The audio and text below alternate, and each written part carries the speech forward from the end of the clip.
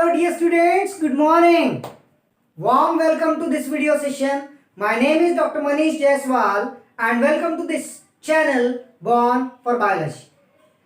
आज आपके लिए एक बहुत बेहतरीन और इम्पोर्टेंट इंफॉर्मेशन इस वीडियो में मैं आपको सेंड कर रहा हूं. That is about fellowship programme, scholarships and everything about KVPY, Kishore Vaigyanik Protsahan योजना. अभी जिन बच्चों ने 10th पास आउट किया है, जो 11th में है, जो 12th में है, जिन बच्चों ने 12th पास आउट किया है, फर्स्ट ईयर ग्रेजुएशन के लिए एडमिशन लेने की सोच रहे हैं, इन सभी बच्चों के लिए बहुत इंपॉर्टेंट इंफॉर्मेशन और एग्जामिनेशन है KVPY. तो आज की इस वीडियो में हम देखते हैं ये KVPY एग्जाम है क्या, कौन से बच्चे ये एग्जाम्स दे सकते हैं, इस एग्जाम्स का पैटर्न कैसे होता है, रिटर्न कंप्यूटर बेस्ड एग्जाम्स के पेपर कैसे सेक्शंस में होते हैं, उसमें ओरल्स और इंटरव्यूज का पार्ट कैसे होता है, नेगेटिव मार्किंग के बारे में, प्लस इस एग्जामिनेशंस के लिए आपको क्या पढ़ना चाहिए और सबसे बेहतरीन बहुत इंपॉर्टेंट बेनिफिट्स ये एग्जाम के क्या है. तो ये पूरे पॉइंट्स हम आज कवर करेंगे इस वीडियो में. So let us try to understand what exactly KVPY and who can give this exams. सबसे पहले KVPY का फुल फॉर्म आप जानो बच्चों, किशोर वैज्ञानिक प्रोत्साहन योजना. माने भारत सरकार ने आप जैसे जो भी टीनेजर्स हैं उनको प्रमोट करने के लिए गवर्नमेंट मतलब हमारे नेशन का यंग साइंटिस्ट का ये अवार्ड के बारे में इसके जरिए ये एग्जाम घोषित किए हैं. और ये KVPY एग्जाम्स आप देखो कौन दे सकता है, जो बच्चे 10th पास आउट हो चुके हैं, जिनका साइंस और मैथमेटिक्स 75% से ज्यादा है. All categories with open, SC/ST candidates, those who scored more than 65% in maths and science. KVPY में नाम दिया जाता है ऐसे. दूसरा, जो बच्चा भी 12th में है उनके लिए, और जो बच्चों ने 12th पास आउट किया है, फर्स्ट ईयर ग्रेजुएशन का एडमिशन लेने की सोच रहे हैं, उनके लिए SX एंड SB ऐसे एग्जाम्स. माना 11th appearing students, 12th and first year BSc graduation appearing students can give this exams of KVPY. 12th के बच्चों के लिए और ग्रेजुएशन फर्स्ट ईयर के बच्चों के लिए क्राइटेरिया सेम है. 12th में आपको PCMB ग्रुप एग्रीगेट टोटल 60% से ज्यादा मार्क्स चाहिए in all categories and open except SC/ST. SC/ST candidate अगर आप हो या तो फिर फिजिकली डिसेबल्ड स्टूडेंट्स है तो उनके लिए क्राइटेरिया 50%. अब जनरल इतने परसेंटेज तो बहुत सारे बच्चों को होते हैं, लेकिन एग्जाम्स का इंफॉर्मेशन नहीं होता है. तो इस वीडियो के जरिए ये जानिए, एग्जाम्स दीजिए और बेनिफिट लीजिए. चलो अब हम देखते हैं ये एग्जाम का पैटर्न क्या होता है. ये KVPY एग्जाम जो है 90s में गवर्नमेंट ऑफ इंडिया ने स्टार्ट की थी बच्चों को प्रमोट करने के लिए ग्रेजुएशन के टाइम पे. अब ये एग्जाम जो होगा आपको दो अलग अलग सेक्शन में होगा. 75% इसका जो क्राइटेरिया है वो पूरा थियोरेटिकल बेस्ड, माना हम इसको बोल सकते हैं रिटन एग्जाम जो कंप्यूटर बेस्ड होते हैं, और 25% इसका सिलेक्शन क्राइटेरिया होता है इंटरव्यूज के जरिए, जिसको हम बोलेंगे ओरल्स. 75% जो थियोरेटिकल क्राइटेरिया है वो क्या होता है, 11th अपीयरिंग स्टूडेंट्स के लिए पेपर दो सेक्शन में होगा, section A and section B.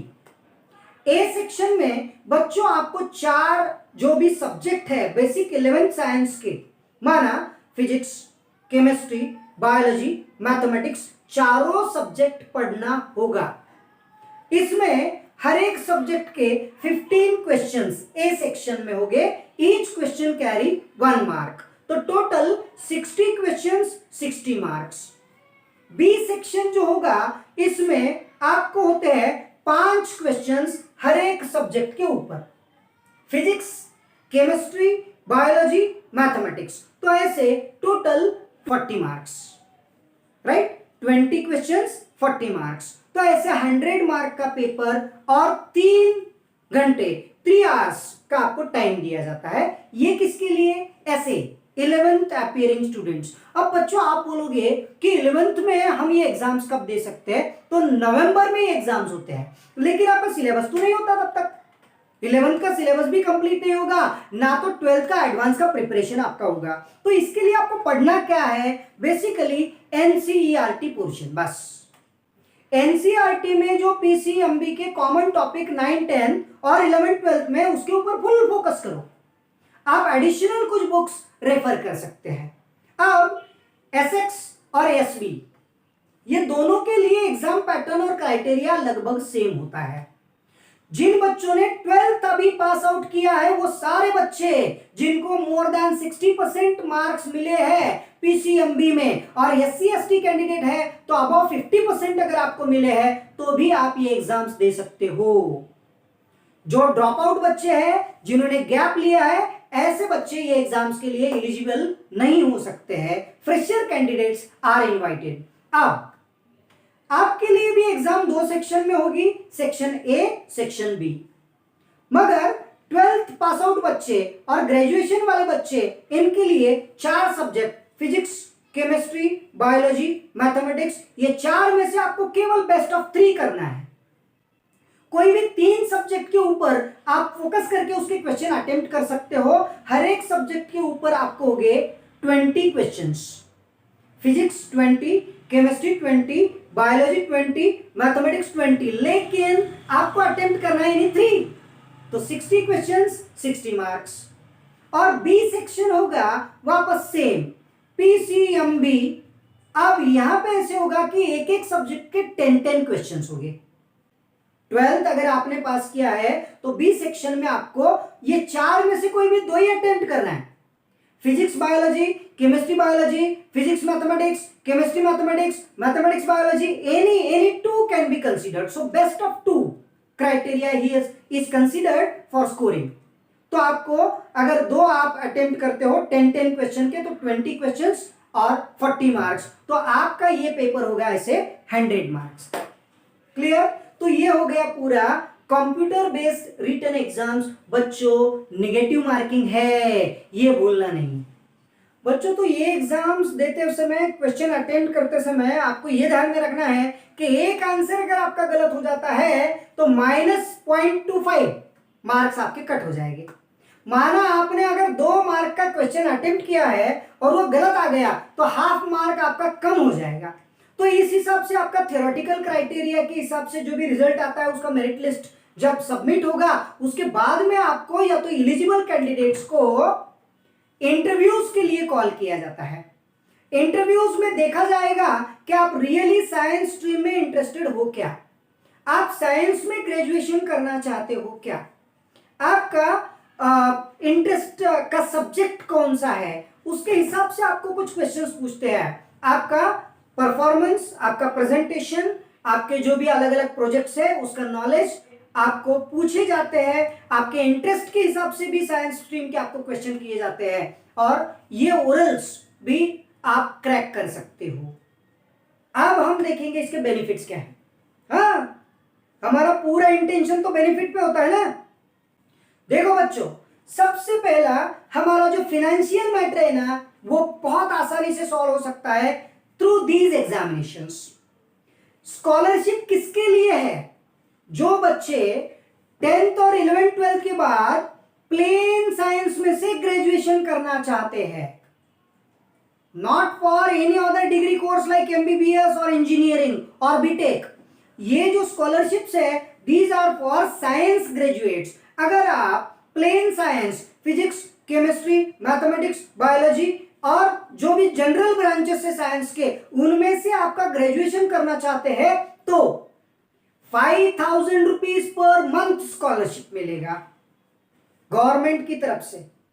आप ग्रेजुएशन कर रहे हो तो आपका ग्रेजुएशन होने तक 5,000 rupees per month scholarship, annually 20,000 rupees scholarship. और अगर आप SC ST कैंडिडेट हो और फिजिकली डिसेबल्ड हो तो और भी ज्यादा स्कॉलरशिप हम गेन कर सकते हैं। जो भी ग्रेजुएट है, मतलब पीजी करते हो, तो पोस्ट ग्रेजुएशन के लिए 7,000 पर मंथ और annually 25,000 plus SC ST candidate और फिजिकली डिसेबल्ड इंडिविजुअल्स के लिए और ज्यादा स्कॉलरशिप के आसार है। तो बहुत अच्छे बेनिफिट्स है इसके। नॉट ओनली दिस, वर्ल्ड के बहुत बेहतरीन कॉलेजेस में हमारा सिलेक्शन हो सकता है फॉर साइंस ग्रेजुएशन, जिसको आप बीएस एमएस बोल सकते हैं। आइसर, इंडिया में जो भी 7 आइसर के इंस्टीट्यूट है और other institutes of Eicher, 25% Eicher के सीट्स ये केवीपीवाई के एग्जाम्स के जरिए फिलअप किए जाते हैं। माना ये एग्जाम अगर आप क्रैक करते हो तो आइसर के लिए भी आप एलिजिबल होते हो। दूसरा, बेंगलोर में आईआईएस इंस्टीट्यूट है, मतलब all India science institute, best, world के जो बेस्ट टॉप 200 इंस्टीट्यूट्स है, आईआईएससी बेंगलोर में भी आपका एडमिशन ये केवीपीवाई के जरिए फाइनल हो सकता है, एलिजिबल हो सकता है। साइड बाय साइड जो भी बच्चे ये एग्जाम्स देते हैं, क्रैक करते हैं, सक्सेस होते हैं, उनके लिए कार्ड आएगा, दैट इज आइडेंटिटी कार्ड। उनका जो आइडेंटिटी कार्ड होगा वो कार्ड वो इंडिया के नेशनल लेवल के किसी भी लैबोरेटरी में, किसी भी लाइब्रेरी में शो अप करके अपना प्रोजेक्ट, अपने लाइब्रेरी के एक्सपेरिमेंट, लैबोरेटरी के एक्सपेरिमेंट्स और लाइब्रेरी के बुक्स वो ऑल इंडिया के किसी भी इंस्टीट्यूट के यूज कर सकते हैं। और स्पेशली जो भी बच्चे एग्जाम्स क्रैक करते हैं उनके लिए समर कैंप का कुछ अरेंजमेंट होता है, जिनमें बहुत अच्छे अच्छे वर्ल्ड फेमस साइंटिस्ट से आप मुलाकात कर सकते हो। आपका प्रोजेक्ट को बहुत अच्छा एक्सपोजर मिलेगा, बहुत सारे लोगों के साथ, बहुत सारे साइंटिस्ट के साथ आपकी मुलाकात हो सकती है, आप प्रमोट हो सकते हो और आपको बहुत अच्छा एक्सपोजर मिल सकता है। थोड़ा सा पढ़ लोगे ना तो पूरा सपना साकार हो जाएगा, राइट? तो जो भी बच्चे आज 10th और 12th की एग्जाम क्रैक कर चुके हैं, पास कर चुके हैं, उनके लिए बहुत बेस्ट अपॉर्चुनिटी है। केवीपीवाई एग्जाम्स दो, क्रैक करो, राइट? बच्चों, अगर आपको ये वीडियो पसंद आती है, मतलब समझ में आती है, बेनिफिट नजर आता है, आप एग्जाम्स देने वाले हो, कुछ भी आइडियाज आपको चाहिए तो प्लीज ये वीडियो लाइक करो, शेयर करो, चैनल को सब्सक्राइब करो। Thank you.